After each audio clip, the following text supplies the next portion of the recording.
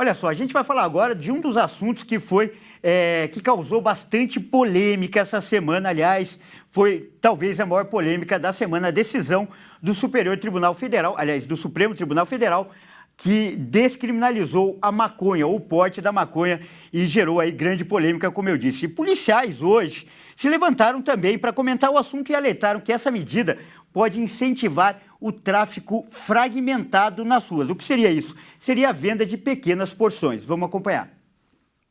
Com a conclusão do julgamento pelo Supremo Tribunal Federal, que descriminalizou a posse de maconha para consumo pessoal, as polícias têm dúvidas sobre as repercussões sobre o tráfico.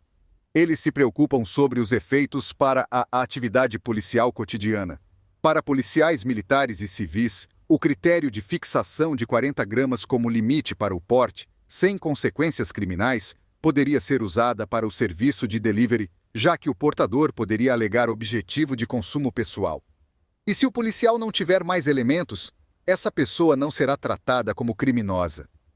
Uma das consequências que a decisão pode ocasionar é o tráfico fracionado, fazendo a comercialização de maconha em quantidades menores, o que pode gerar dificuldades na investigação. A descriminalização da maconha para uso pessoal também gera uma lacuna para as abordagens policiais, já que fica complicado de levar um portador da droga para a averiguação. Antes disso, uma pessoa com drogas, abordada por policiais, era levada para a delegacia para avaliar as circunstâncias da abordagem.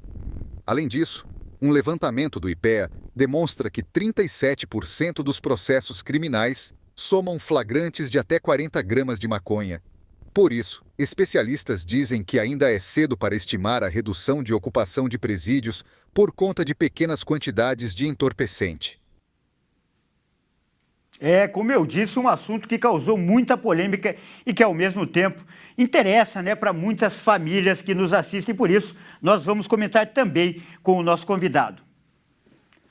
Bom, doutor, a gente viu aí essas várias polêmicas, mas primeiro eu queria que você comentasse a parte operacional. Como vai funcionar nas ruas, na relação entre polícia e criminosos ou portadores, no caso, já que não é só a quantidade que é levada em conta, as circunstâncias dessa prisão também devem ser levadas em consideração, e eu queria que você explicasse isso para as pessoas que nos assistem. Olha, Kleber, o tipo penal do tráfico ele não foi alterado, né? Então, vender, transportar, fabricar, não importa a quantidade, ela continua em vigência, né?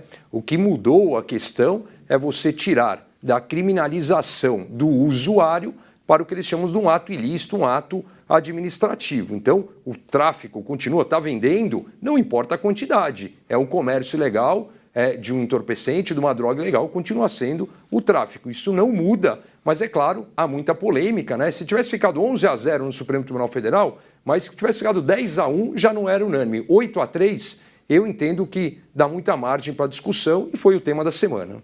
Olha, dentro disso que você acabou de falar, essa margem para discussão, em relação à lei, o STF, como a gente viu, proferiu uma decisão, mas a Câmara dos Deputados criou na mesma semana, no dia seguinte praticamente, uma comissão para avaliar a PEC das drogas. Ou seja, essa polêmica então deve continuar. Qual é a sua previsão para os próximos passos? Olha, Kleber, o descumprimento da harmonia entre poderes no artigo 2º da Constituição é o que gera toda essa confusão. Não há uma harmonia faz tempo entre os poderes, né? Infelizmente, o Poder Executivo usa muitas vezes o Supremo Tribunal Federal, portanto, o órgão de cúpula do Poder Judiciário, para acertar os seus desarranjos na área administrativa, então judicializa a questão que deveria ser resolvida na política, e o Congresso Nacional ele vem perdendo força porque muitas vezes, na prática, a gente vê um ato de legislação da parte da Suprema Corte. O grupo de trabalho criado pela Câmara dos Deputados é para dar um respaldo maior a essa questão. Agora, se a questão for judicializada, como nós temos visto, infelizmente, uma série de decisões, vai prevalecer a decisão da Suprema Corte. Legal, mais uma vez eu agradeço essa análise e peço para você continuar aqui com a gente, que daqui a pouco eu vou te chamar para comentar um outro assunto. Olha só.